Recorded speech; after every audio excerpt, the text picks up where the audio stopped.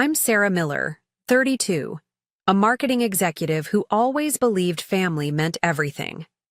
That's why I'd been helping my parents financially for years, covering medical bills and home repairs without complaint. Then came that Tuesday evening when I accidentally discovered their will while organizing my documents. My stomach dropped as I read the words, "All assets to our son, Michael."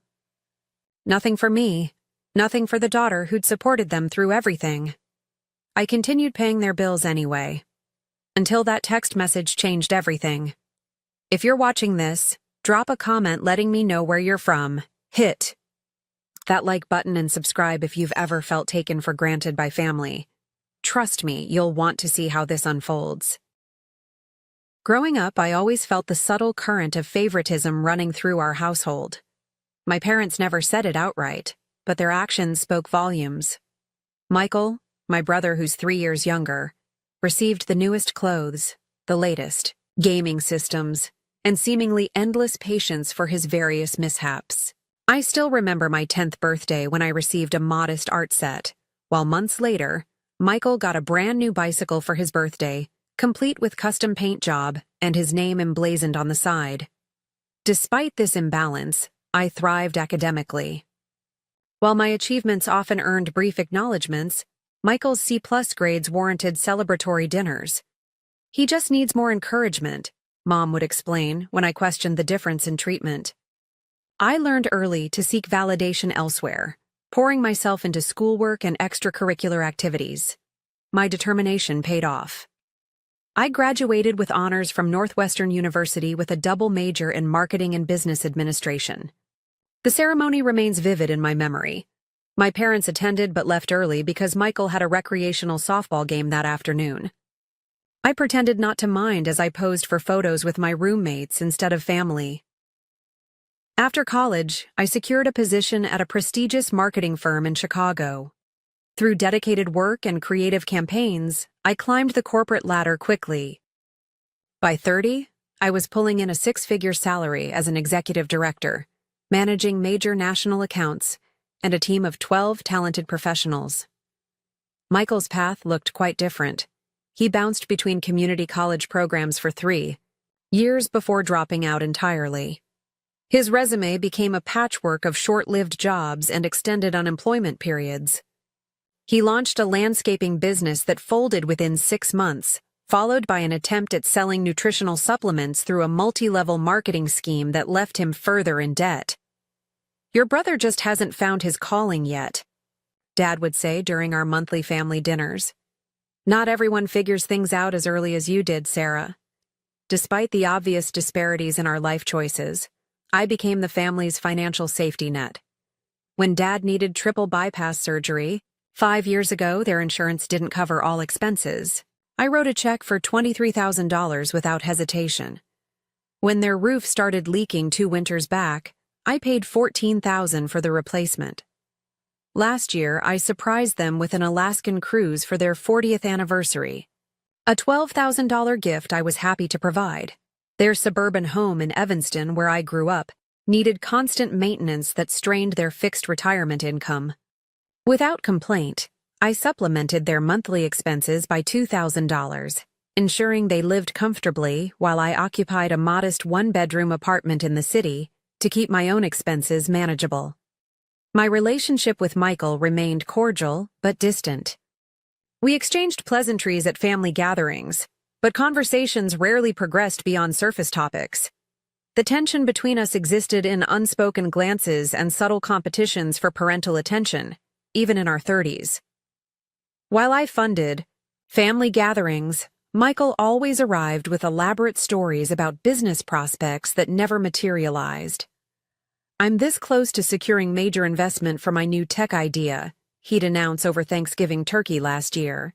Mom and Dad would lean forward, captivated, while I silently calculated how much I'd spent on the organic free-range bird and all the trimmings. My partner Jamie noticed the patterns long before I allowed myself to acknowledge them. We met at a charity fundraiser 3 years ago, and after 6 months of dating, I brought Jamie home to meet the family. "Your parents seem to view you as their personal ATM," Jamie observed on the drive back to the city. And they practically worship your brother despite his obvious financial irresponsibility. They're just worried about him, I defended automatically. Besides, family helps family. That's what we do. Jamie gave me a long sideways glance. Helping is one thing, Sarah. Being exploited is another. I dismissed these concerns, continuing to transfer funds whenever requested. When Mom mentioned their air conditioning failed during last summer's heat wave, I immediately arranged for a new system installation, costing $8,000. When Dad's vision deteriorated, I covered the specialized lenses not included. In Medicare, another $5,000 gone without regret. All the while, Michael lived rent-free in their finished basement, contributing nothing to household expenses while pursuing his latest passion project, developing a smartphone app that would revolutionize dog walking according to his enthusiastic dinner table pitches. Family helps family. This mantra echoed through my mind with every transaction, with every sacrifice of my own financial goals. I delayed purchasing my own home, postponed my dream vacation to Japan, and continued living modestly while ensuring my parents wanted for nothing. This was what good daughters did, I told myself. This was love in action. How wrong I was about what love should look like. The discovery happened on an ordinary Tuesday evening in April. Spring rain tapped gently against my apartment windows as I organized financial documents with my advisor, Elaine. We'd been reviewing my retirement contributions and investment portfolio when she asked about my parents' estate planning. Have they updated their will recently? Given how much you support them financially, it would be prudent to understand their plans, Elaine suggested, adjusting her glasses. I'm not sure, I admitted. But we share a family cloud storage account for important documents. I can check if they've uploaded anything. I opened my laptop and navigated to the shared folder.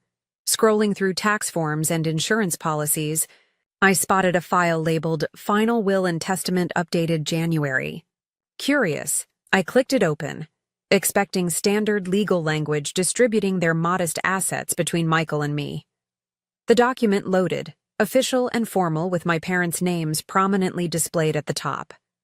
I skimmed through the legal terminology until reaching the asset distribution section. Then my world tilted sideways. We bequeath all financial assets, properties, investments, and personal belongings to our son, Michael James Miller. I blinked, certain I'd misread. My eyes darted across the page, searching for my name, for any acknowledgement of my existence. There was a small footnote. We have provided sufficiently for our daughter Sarah throughout her successful life and career. My hands began trembling so violently that I knocked over my coffee mug, sending brown liquid pooling across my financial statements. Elaine quickly grabbed tissues, dabbing at the spreading stain while shooting me concerned glances. Sarah? What's wrong? You've gone completely pale. Words failed me initially. My throat constricted as though invisible hands were squeezing my windpipe. Finally, I turned the laptop toward her, finger pointing at the damning clause. They've left everything to Michael, I whispered, tears gathering. Every single thing. The house I've helped maintain, the car I helped them purchase, even Mom's jewelry collection she always said would be mine someday. Elaine read silently, her professional demeanor slipping momentarily to reveal genuine shock. This is unusual, given your financial contributions to their well-being. That simple acknowledgement cracked my composure entirely. Tears flowed freely now, accompanied by ugly, gasping sobs that I couldn't control. Years of sacrifice and silent resentment burst forth in that moment, flooding my apartment with raw emotion. 7 decades, I choked out between sobs. $73,000 in 3 years alone. That's what I've given them. And this is how they repay me? Elaine rescheduled our remaining agenda items, suggesting I take time to process this revelation before making any decisions. After she left, I paced my apartment until midnight, replaying countless moments when I'd stepped in to solve my parents' financial problems while Michael contributed nothing. Sunday dinner loomed 3 days away. I considered canceling, but ultimately decided confrontation couldn't wait. Those 72 hours passed in a fog of hurt and betrayal, my work performance suffering as colleagues noticed my distraction. When Sunday arrived, I drove to my parents' suburban home with a knot in my stomach. The house looked particularly beautiful that day. The lawn recently landscaped, the exterior paint fresh from last summer's renovation I'd funded. Every corner of the property contained evidence of my financial support. Mom greeted me with her usual kiss on the cheek. "You look tired, sweetheart. Working too hard again?" Dad called from his recliner, the premium leather one I'd purchased for his birthday last year. "There's my successful daughter. How's the corporate world treating you?" Michael emerged from the basement, laptop in hand.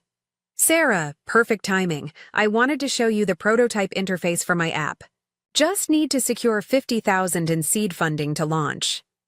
Their normalcy felt surreal given what I now knew. We moved through the motions of dinner preparation, discussing trivial matters while the will's contents screamed silently in my head. When we finally sat around the dining table, a solid oak piece I'd bought after their previous table collapsed, I couldn't maintain the charade any longer. "I found your updated will," I stated, setting down my fork with a definitive clink against fine china. Silence descended instantly. Mom's hand froze midway to her water glass. Dad's chewing slowed, then stopped. Michael glanced between them, confusion evident. "You left everything to Michael," I continued, struggling to keep my voice steady. "Every asset, every possession, nothing for me." Mom recovered first, smoothing her napkin as though addressing a minor misunderstanding. "Well, yes, but that's because Michael will need the support. You're doing so well for yourself, Sarah. So well that I've been paying your bills for years." The words tasted bitter leaving my mouth. "So well that I covered Dad's surgery, Mom's dental work, this house's maintenance?" Dad cleared his throat awkwardly. "That's different. Those are current expenses. The will is about future planning." Planning. That excludes me entirely. My voice cracked despite my efforts to remain composed. Michael finally spoke, his tone defensive. "It's not like you need their money, Sarah. You make 6 figures. I'm still trying to get my business off the ground." After 15 years of trying? The question hung in the air, sharper than intended. Mom's expression hardened slightly. "We don't appreciate that tone, Sarah. Michael has artistic sensibilities. The business world isn't for everyone." The conversation deteriorated from there. Every point I raised about my financial contributions was deflected with comments about family, obligation, Michael's needs, or my supposed financial stability. No acknowledgement of inequity emerged, only justifications that felt hollow and rehearsed. I left earlier than usual, declining dessert despite Mom's traditional apple pie sitting untouched on the counter. The drive home became a blur of streetlights and tears, my vision obscured by disappointment deeper than any I'd previously experienced. Jamie was waiting at my apartment, having declined the dinner invitation to give me space for the confrontation. One look at my face told the whole story. "They didn't change anything, did they?" Jamie asked softly, opening arms for an embrace I desperately needed. I collapsed into the comfort offered, sobbing into Jamie's shoulder. "They don't even see it. They act like I owe them this support while Michael deserves their inheritance because he's less capable." Sleep evaded me that night despite emotional exhaustion. I stared at my ceiling, cataloging years of financial assistance that had apparently meant nothing in terms of familial appreciation. By morning, red-eyed and drained, I called my therapist, Dr. Martinez, requesting an emergency session. "I need help," I admitted when her receptionist asked about urgency. "I've just discovered something about my family that's breaking me apart." Dr. Martinez's office always smelled faintly of lavender and old books. The familiar environment usually brought comfort, but today, even these soothing elements couldn't ease my internal turmoil. I sank into the worn leather chair opposite her desk, clutching a tissue box like a lifeline. I've been financing my parents' lifestyle for years while they've planned to leave everything to my brother, I explained, voice hollow from emotional exhaustion. I feel used, betrayed, like some kind of family bank account rather than a daughter. Dr. Martinez listened attentively, her expression compassionate yet analytical. When I finished recounting the discovery and painful dinner confrontation, she leaned forward slightly. Sarah, sometimes in these situations, it helps to quantify exactly what we're dealing with. Have you ever created a comprehensive record of your financial contributions to your parents? The question struck me as oddly simple yet profound. No, I just pay when they need something. I've never kept track. That might be your first assignment then. Before making any decisions about how to proceed, catalog everything you've contributed over a specific time frame. This gives us objective data to work with. The suggestion made practical sense. That evening, I opened a new spreadsheet on my laptop and began methodically listing every expense I'd covered for my parents. Starting with the past 3 years, I combed through bank statements, credit card records, and tax documents. Medical expenses formed the largest category. Dad's heart surgery copays, mom's dental implants, prescription medications not covered by insurance, specialized hearing aids, vision therapy sessions. The total medical assistance alone exceeded $35,000. Home maintenance and improvements came next: roof replacement, HVAC system upgrade, water heater installation, bathroom renovation for accessibility, lawn care service, exterior painting, flooring replacement after water damage. These numbers quickly accumulated to $28,000. Monthly supplements to their retirement income. $2,000 transferred automatically on the first of every month. For 36 months. $72,000 in basic support. Luxury items and experiences I'd gifted. The Alaskan cruise anniversary present. Dad's leather recliner. Mom's pearl necklace for her birthday. The oak dining table. Matching wingback chairs for their reading nook. Smart television with premium streaming subscriptions. Another $20,000 there. Transportation costs, maintenance on their sedan, new tires each winter, insurance premiums I quietly covered when they complained about rate increases. $7,000 more. Holiday expenses, Thanksgiving dinners, Christmas gifts, Easter brunches, Mother's and Father's Day celebrations I funded entirely while Michael brought token gifts. Approximately $6,000 annually. By midnight, the spreadsheet revealed a staggering total, $168,000 over 3 years. The number glowed on my screen, validating my sense of exploitation while simultaneously breaking my heart. Sleep eluded me again, as I confronted memories of what I'd sacrificed to provide this level of support. The down payment for my own home, delayed indefinitely. The master's degree program I'd deferred twice. The 2-week Japan trip Jamie and I had planned, but canceled when Mom needed dental work the same month. Morning brought clarity through exhaustion. I scheduled an appointment with my financial advisor Elaine for that afternoon, bringing the detailed spreadsheet with me. "This is substantial," she commented, reviewing the figures. "Especially considering your own financial goals remain unfulfilled." "I've always believed family comes first," I explained weakly. "Family support should be reciprocal," Elaine countered gently. "This data suggests a one-way relationship that's impacting your financial health." We spent 2 hours analyzing how these contributions had affected my own financial trajectory. The retirement savings gap. The missed investment opportunities. The compounding interest lost on funds diverted to family expenses. "What do you recommend?" I finally asked, emotionally drained but determined. From a purely financial perspective, establishing boundaries is essential.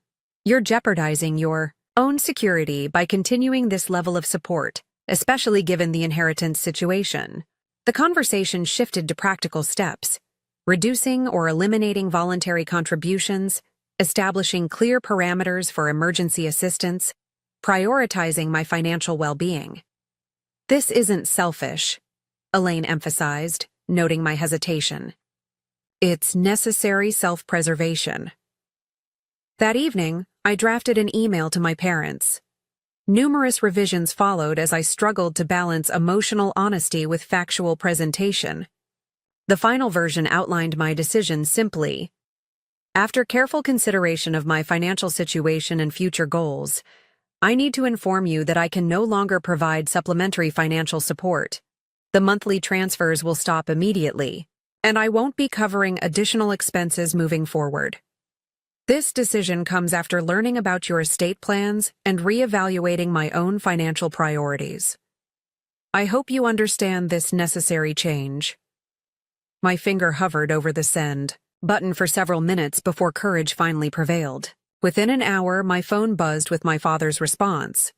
We're disappointed in this sudden change of heart. Parents sacrifice everything for their children.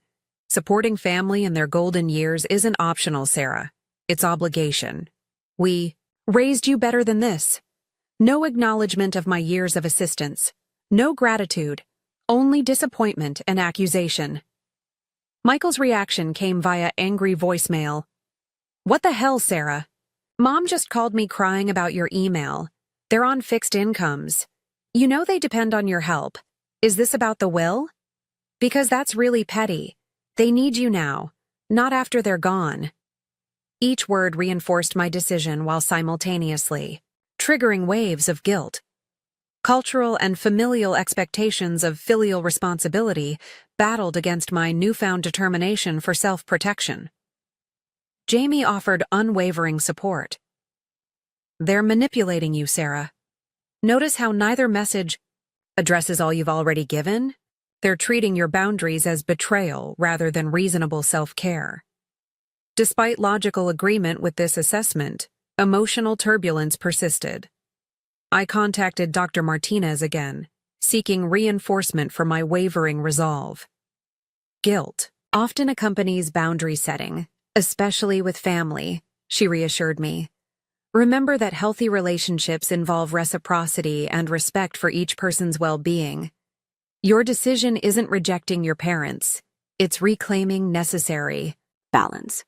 With this professional validation, I silenced my phone notifications and focused on recalibrating my financial plans. For the first time in years, my budget reflected my own priorities rather than external obligations disguised as family duty. The sense of liberation proved both exhilarating and terrifying. Freedom intertwined with guilt as I navigated this unfamiliar territory of prioritizing myself above parental expectations. 2 weeks of silence followed my boundary-setting email.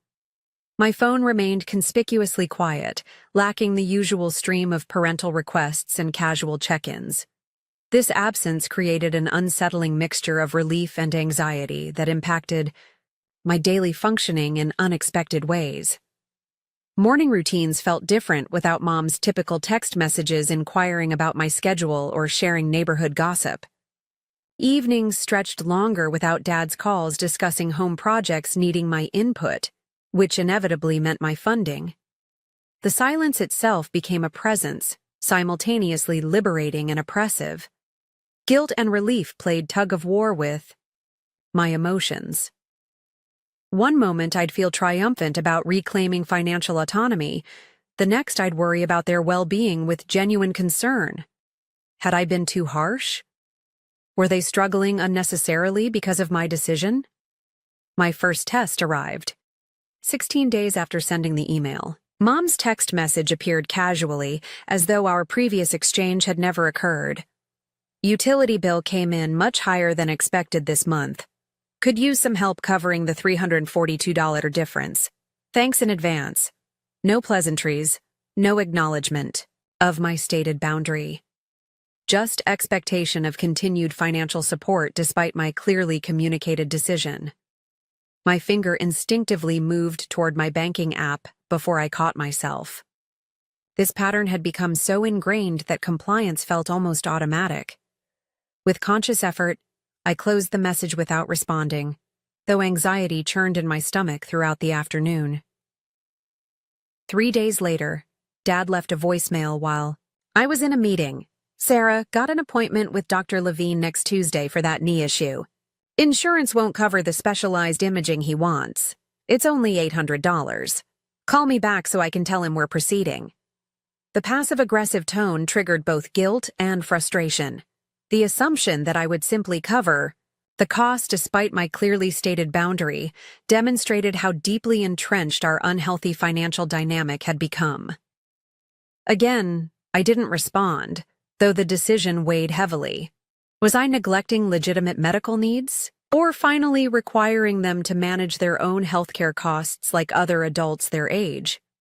These internal struggles affected my professional performance. Concentration wavered during important presentations. Creative ideas dried up during brainstorming sessions. My typical enthusiasm for projects dimmed noticeably. Lisa, my closest colleague and friend at work, cornered me in the break room after I'd uncharacteristically fumbled through a client call. Okay, what's going on? You've been distracted for weeks now. This isn't like you at all. Something about her genuine concern cracked my professional veneer. Tears welled unexpectedly as words tumbled out, describing the will discovery, financial, inventory, and current standoff with my family. I feel like a terrible daughter, I confessed, voice barely above a whisper. But I also feel like they've taken advantage of me for years, while planning to leave everything to my brother. Lisa's expression shifted from concern to understanding. My sister did the same thing to me with our parents. Always the favorite despite contributing nothing, while I handled everything practical and received zero recognition. This simple acknowledgement of shared experience provided tremendous validation. Lisa wasn't judging me harshly for establishing boundaries. She understood the complex emotions involved in family financial dynamics. What did you do? I asked, desperate for guidance from someone who'd navigated similar territory. I stopped being their backup plan, she stated firmly. It was excruciating. At first, the guilt nearly broke me. But eventually they adjusted their expectations and our relationship actually improved once it wasn't centered around money. Her perspective offered hope that my current difficulties might eventually yield healthier family interactions. This conversation strengthened my resolve to maintain boundaries despite increasing pressure. That pressure escalated significantly the following week. Michael's text messages became more frequent and accusatory. Mom and Dad had to cancel their cable service because you decided they don't deserve your help anymore. Dad's skipping his medication because you won't help with copays. Hope you're proud of yourself. They're eating ramen noodles to save money while you're probably out at fancy restaurants. Real nice, Sarah. Each message twisted guilt deeper, though I noted the suspicious timing and escalating attempts at emotional manipulation. These texts arrived strategically before weekend family dinners I'd been avoiding, seemingly designed to lure me back into previous patterns. Mom took a different approach, posting vague references on social media that mutual friends would certainly recognize. Some children remember their parents' sacrifices.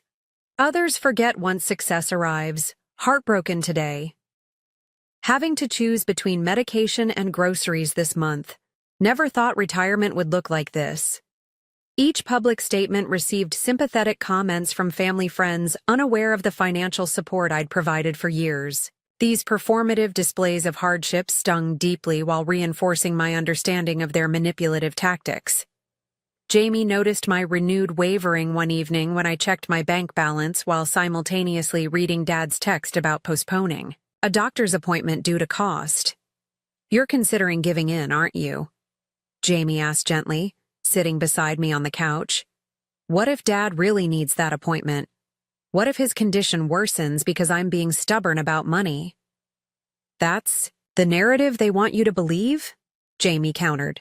But your parents receive Social Security, have Medicare, and your dad has a pension. They managed before you started supplementing their income. They can adjust their spending now. Lisa reinforced this perspective during our lunch break the next day. Your parents are making choices about their priorities.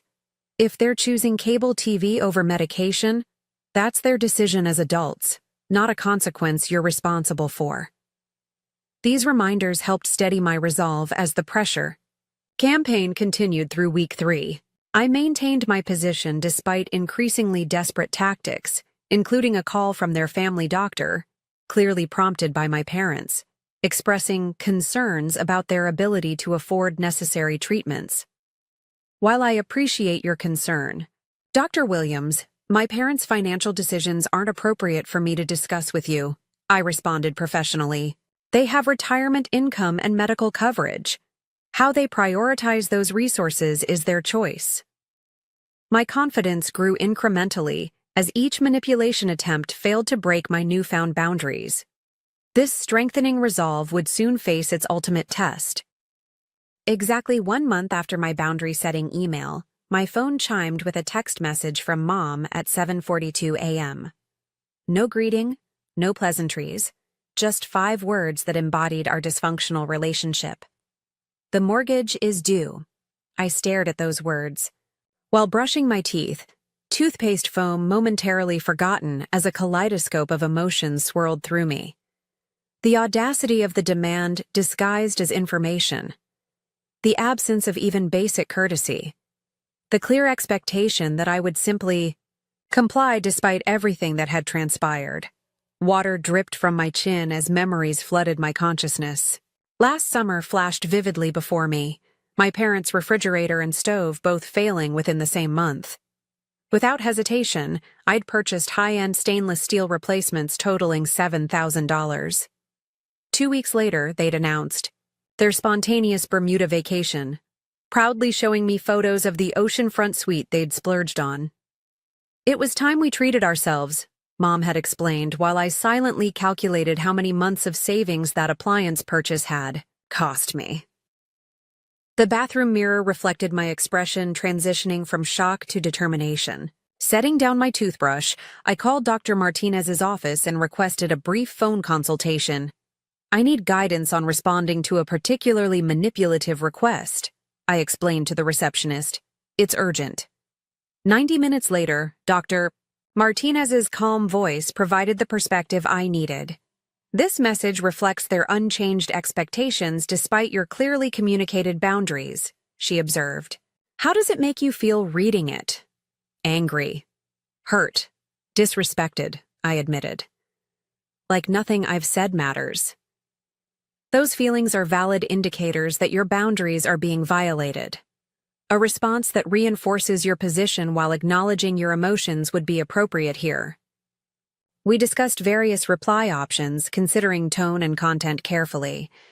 Dr. Martinez emphasized maintaining clarity without unnecessary emotional engagement that might prolong unhealthy patterns.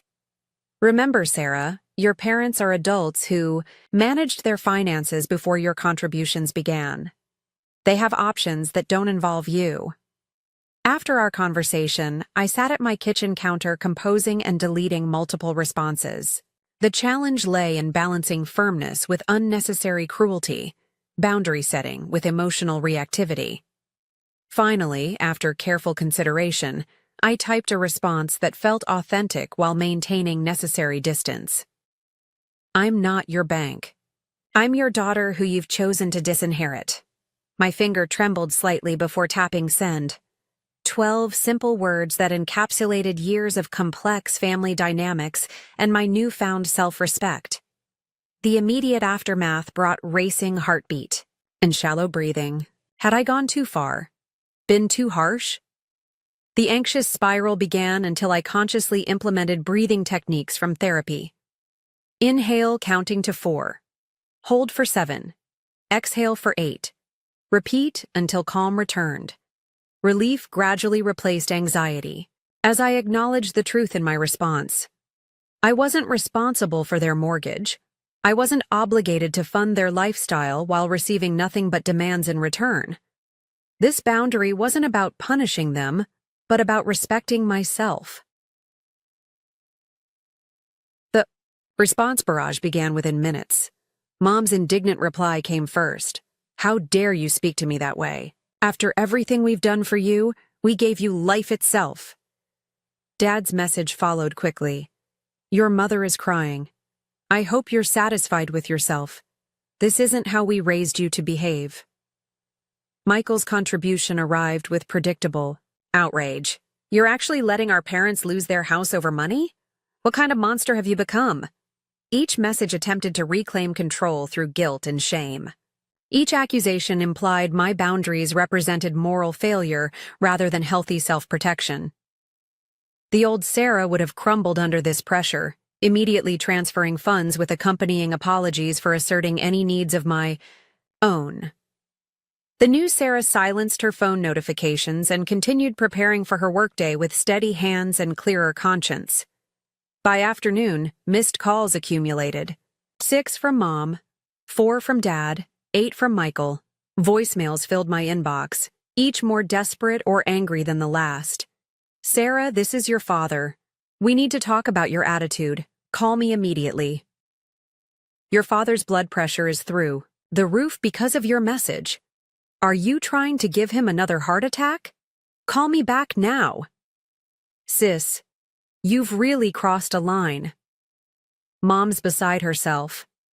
Dad's furious. "Just send the damn mortgage money and apologize." Jamie offered to screen messages that evening, protecting me from the emotional onslaught while preserving any truly important information. This support proved invaluable as the campaign intensified. On day 2 of the mortgage crisis, tactics shifted. Dad finally called with a different approach, his voice deliberately calm when I answered. "Sarah, honey, I think we need to discuss this situation rationally. Your mother was upset yesterday and perhaps expressed herself poorly." The reasonable tone represented a calculated strategy shift rather than genuine understanding. I maintained composed detachment throughout the conversation. "There's nothing to discuss, Dad. I've made my position clear. But surely you understand. Our financial situation requires family support," he countered smoothly. "We're on fixed incomes with increasing medical expenses. You've managed your finances your entire adult lives. You'll continue managing them without my supplementary income." His facade cracked slightly. "This is about the will, isn't it? You know Michael needs more security than you do. This is about recognizing that relationships involve mutual respect and appreciation. I've contributed over $160,000 to your household in 3 years alone. That contribution has been taken for granted while you've planned to exclude me entirely from your estate." Silence stretched momentarily before his voice returned with unfamiliar coldness. "So you're keeping score? Putting a price tag on helping your parents?" "I'm acknowledging reality, Dad. You and Mom chose to leave everything to Michael. I'm choosing to prioritize my financial well-being moving forward." The conversation devolved rapidly into accusations and recriminations. Dad referenced sacrifices made during my childhood. I noted my decades of responsible financial behavior compared to Michael's continuous dependency. Painful truths emerged that had festered beneath superficial family harmony for years. "Maybe we should all sit down together and discuss this properly," Dad finally suggested, exhaustion evident in his voice. "Come over this Saturday. We'll talk through everything like adults." Despite reservation about another potentially manipulative scenario, I agreed to the meeting. Resolution required direct communication rather than continued text warfare. "I'll be there at 11, I confirmed. "And I'm bringing Jamie." Dad's disapproving grunt acknowledged this boundary as the call ended. The confrontation loomed with equal parts dread and necessity. Something would change this Saturday for better or worse. Saturday morning dawned bright and clear, mocking the emotional storm brewing inside me. Jamie prepared breakfast while I obsessively reviewed my financial spreadsheet, adding notes about specific contributions and their contexts.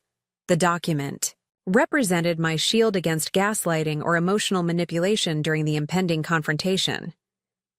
"Remember, you're not going there to justify your decision," Jamie reminded me, sliding a plate of scrambled eggs across the counter. "You're going to explain it one final time and then maintain your boundary regardless of their reaction." I nodded, picking at my food without appetite. "I know. I just hate conflict, especially with family. Which is exactly why they've been able to exploit your generosity for so long," Jamie pointed out gently.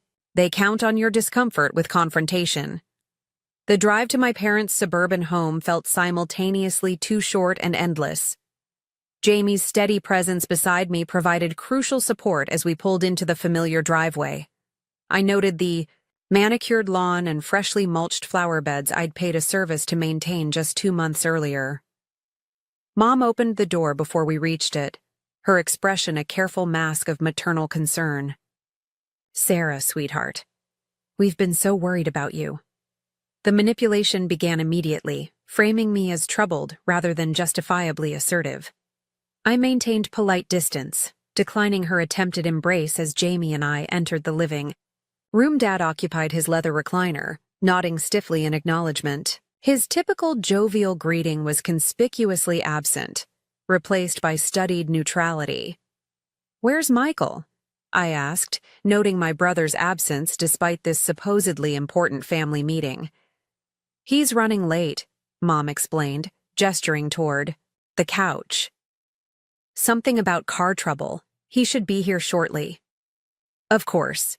Even in crisis, Michael's attendance remained optional while my reliability was expected without question. This subtle inequity reinforced the very dynamic under discussion. We settled into uncomfortable silence, broken only by Mom's nervous commentary about neighborhood happenings and recent television programs. 20 awkward minutes passed before Dad cleared his throat dramatically. "We might as well begin without your brother. Sarah, your mother and I are deeply concerned about your recent behavior and attitude toward family obligations." The framing attempted to position me as problematic rather than responding reasonably to problematic treatment. I recognized the tactic immediately. "Let's be specific about what's happening," I countered calmly. "I discovered you've chosen to leave your entire estate to Michael while expecting me to continue financing your current lifestyle. I've decided that arrangement doesn't work for me." Mom's expression tightened. "That makes it sound so transactional, Sarah. Families support each other without expecting anything in return." "Exactly my point," I agreed. "Yet when have you supported me financially since college? When has Michael contributed to your expenses? The support has flowed in one direction only." "We gave you a stable childhood," Dad interjected defensively. "We put you through college. You contributed partially to my undergraduate education, which I appreciate," I acknowledged. "I've been financially independent since graduation and have become your primary financial support for the past decade. That's because you can afford to help. Michael struggles financially." Mom's voice rose slightly with frustration. This circular reasoning had dominated previous discussions. Today, I came prepared with evidence rather than emotion. Opening my laptop, I turned the screen toward them. "I've documented every financial contribution I've made to your household over the past 3 years alone. The total exceeds $168,000. The color drained from both their faces as they leaned forward, scanning the detailed spreadsheet categories. Medical expenses, home improvements, monthly supplements, luxury items, transportation costs, holiday expenses. Each row contained dates, amounts, and specific descriptions. "This can't be right," Mom whispered, genuine shock evident in her expression. "Every entry corresponds to bank transactions I can verify," I stated firmly. "This doesn't include gifts, restaurant meals I've covered, or smaller expenses under $100. Dad adjusted his glasses, examining the document more closely. His typical bluster deflated visibly as the numerical reality confronted him. We never realized it totaled this much, he admitted quietly. That's part of the problem, I explained.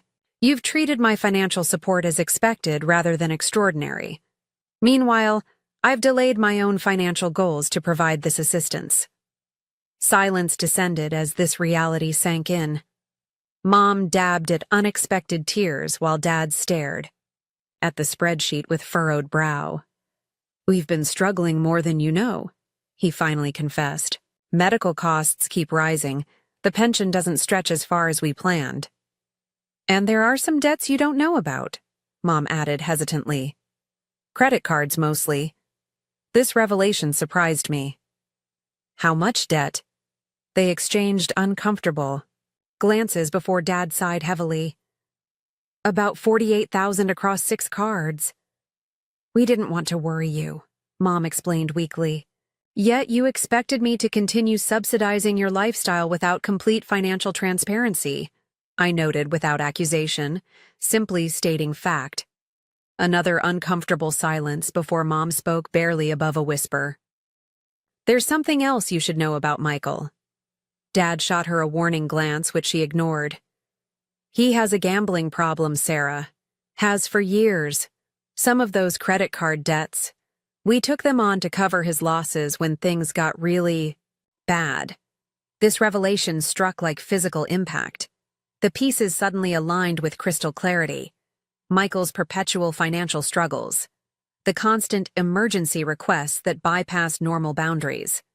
The inheritance plan designed to protect someone with addiction issues rather than reward filial dedication. Why didn't you tell me? I asked. Genuine hurt replacing defensive anger. We were ashamed, Dad admitted. And he swore he was getting help each time. That doesn't justify excluding me from your will without discussion, I pointed out. Or expecting me to finance your retirement without knowing where the money was actually going. You're right, Mom acknowledged, surprising me with this unprecedented concession. We handled this terribly. We could revisit the will, Dad suggested cautiously. Make adjustments that acknowledge your contributions. This isn't about the inheritance itself, I clarified. It's about the lack of respect and appreciation it represents. I'm not demanding equal distribution. I'm requiring acknowledgement of my role in this family beyond financial utility. What would that look like practically? Dad asked, his tone shifting toward genuine consideration rather than defensive posturing. Financial counseling for all. A view would be a start, I suggested. Addressing Michael's gambling addiction directly instead of enabling it. Creating transparent financial discussions rather than emergencies and demands. Their expressions reflected uncomfortable recognition of necessary changes. This progress, however tentative, felt significant after years of entrenched patterns. The front door slammed suddenly, announcing Michael's belated arrival. He stormed into the living room, face flushed with obvious anger. Finally, made it through. Traffic, he announced, glaring in my direction. Hope you haven't turned them completely against me yet. His combative entrance immediately shifted the emotional temperature in the room. Mom tensed visibly while Dad straightened in his chair, paternal authority reasserting itself. Michael, we're having an important family discussion, Dad stated, firmly. Sarah has brought some concerns to our attention that we need to address together. Like cutting off our parents financially when they need help? Michael sneered, dropping into an armchair. Real sisterly behavior there. The old dynamic. Threatened to reassert itself immediately. Michael's victimhood positioning, parental protective instincts activating, my reasonableness portrayed as selfishness.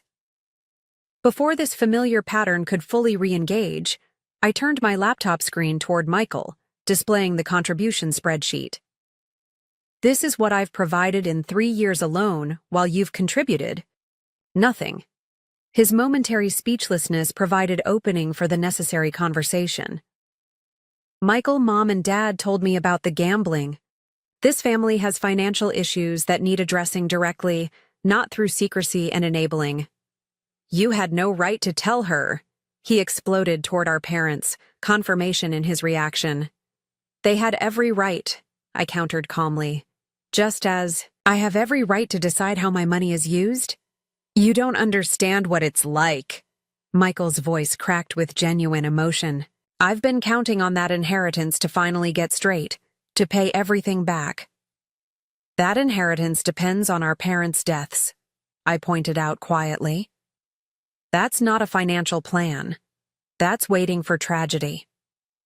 The blunt assessment silenced him momentarily. His expression cycled through anger, shame, and finally, reluctant recognition. What am I supposed to do then?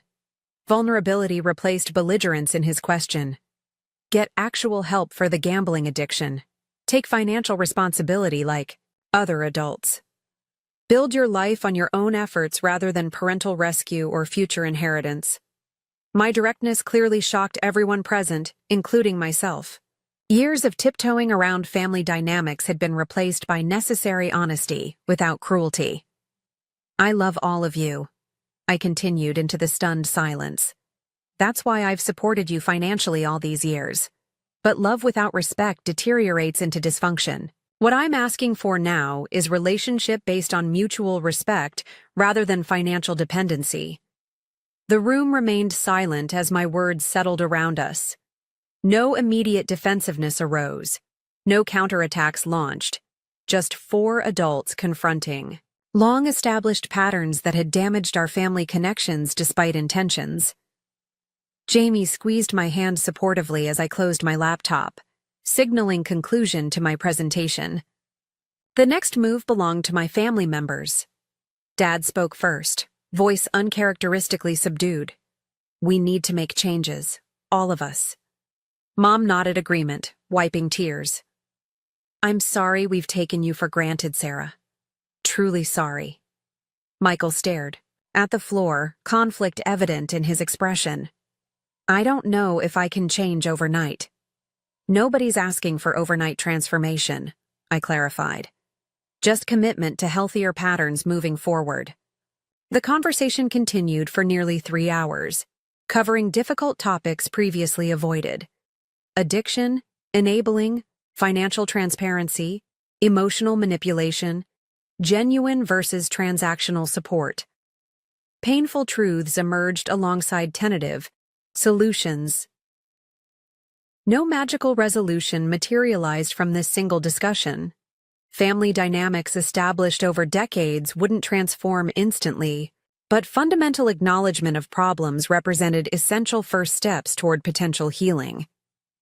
As Jamie and I finally prepared to leave, Dad awkwardly requested a hug, the first initiated from his side in years.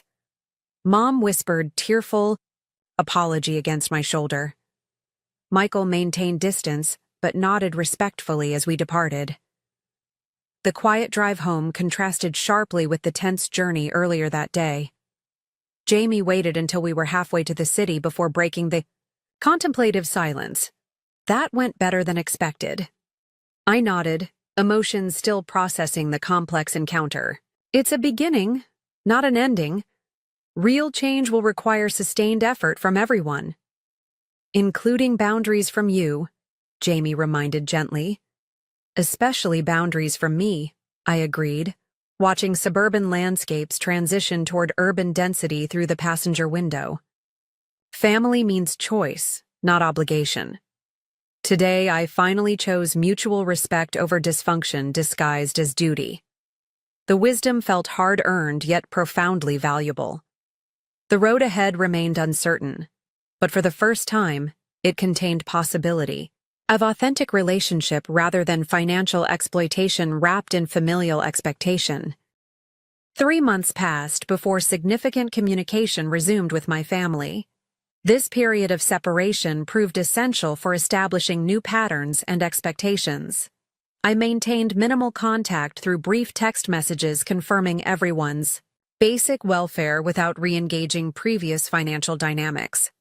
Then, unexpectedly, an envelope arrived containing a handwritten letter from both parents. Unlike their typical communications demanding assistance, this correspondence contained something unprecedented. Genuine apology.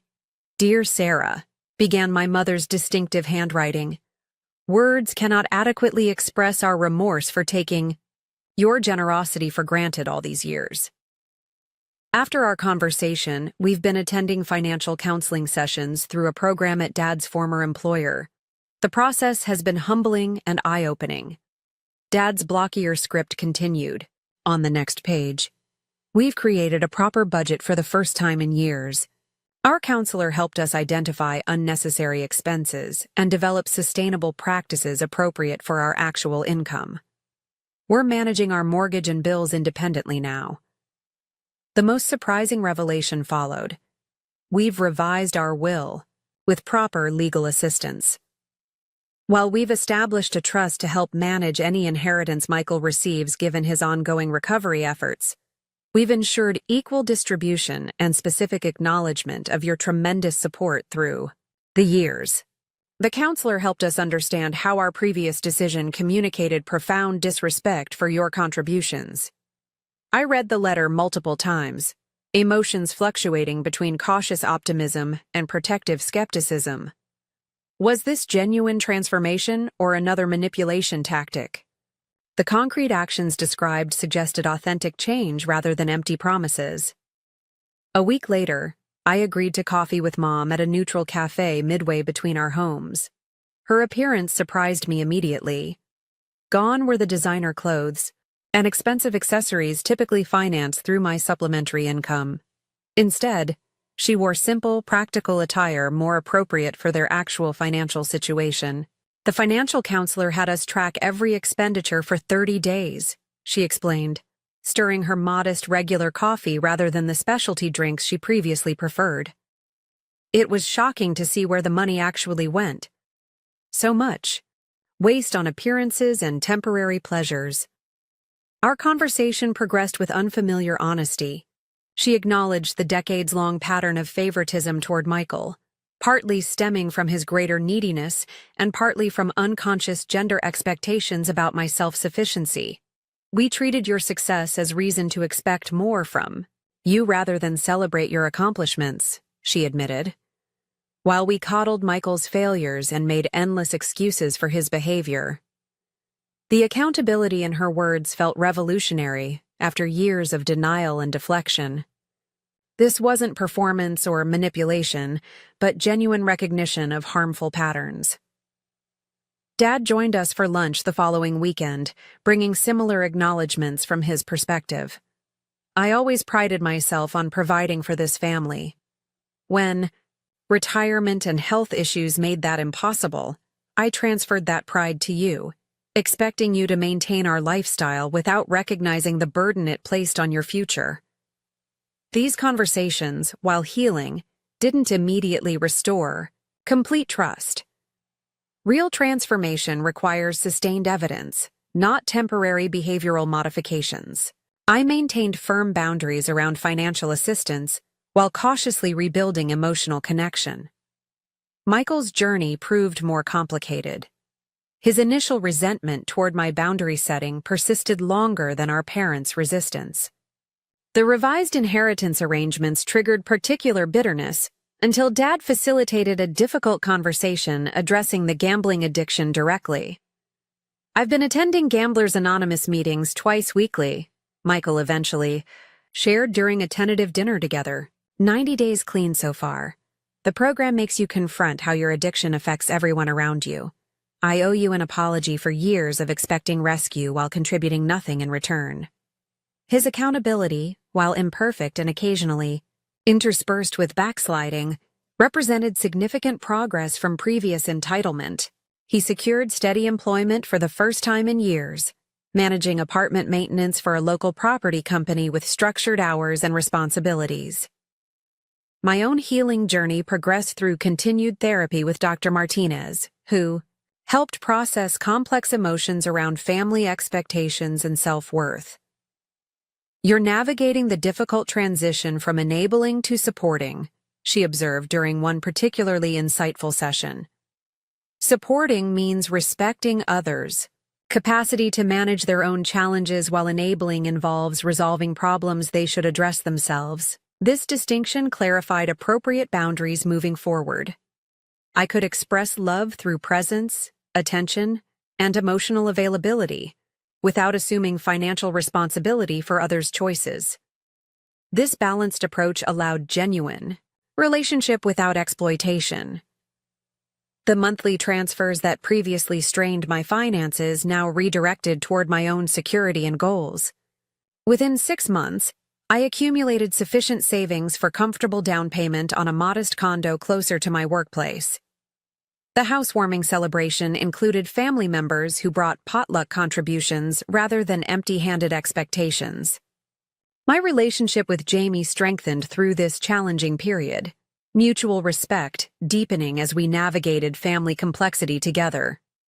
Our conversations expanded to include potential future family plans, discussing how we might establish healthier patterns for the next generation should we choose to have children.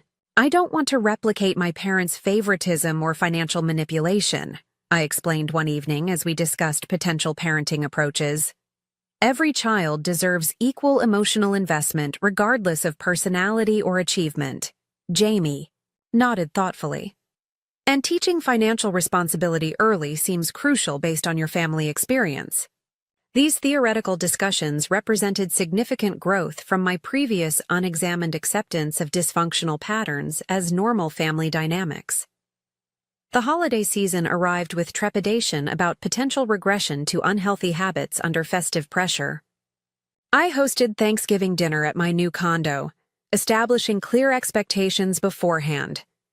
Everyone would contribute specific dishes, gifts would remain modest, and financial discussions were prohibited during celebrations. To my pleasant surprise, these boundaries received respectful compliance.